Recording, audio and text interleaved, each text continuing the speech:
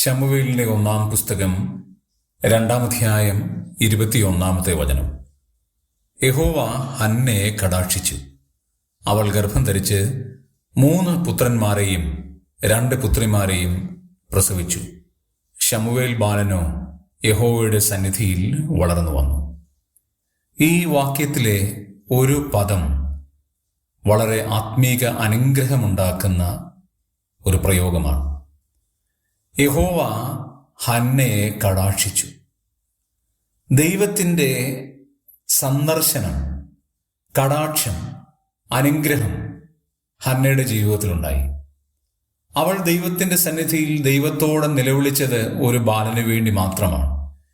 എന്നാൽ അവളുടെ ആഗ്രഹം സത്യമാണ് എന്നും അത് കൃത്യമാണ് എന്നും വ്യക്തമാണ് എന്നും ദൈവത്തിന് ബോധ്യമായപ്പോൾ ദൈവം അവളെ വിസിറ്റ് ചെയ്യുകയാണ്, അവളെ കടാക്ഷിക്കുകയാണ്.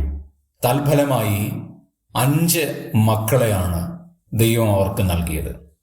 ഒരുപക്ഷെ ശമൂവേലിനെ കൂടെ കൂട്ടിയാണോ ഇത് പറഞ്ഞിരിക്കുന്നത് എന്ന് വ്യക്തമല്ല. ഒരുപക്ഷെ ശമൂവേലിനെ കൂടാതെ ആയിരിക്കാം. കാരണം പിന്നീട് ശമൂവേൽ ബാലനോ എന്ന വാക്യത്തിൽ പറഞ്ഞിട്ടുണ്ട്. അവൾ ഗർഭം ധരിച്ച് 3 പുത്രന്മാരെയും 2 പുത്രിമാരെയും പ്രസവിച്ചു എന്ന് പറഞ്ഞിട്ട് ശമൂവേൽ ബാലനോ യഹോവയുടെ സന്നിധിയിൽ വളർന്നു എന്ന് പറയുന്നത് കൊണ്ട് ശമൂവേലിനെ കൂടാതെ 5 മക്കൾ ലഭിച്ചു എന്ന് നമുക്ക് കരുതാവുന്നതാണ്.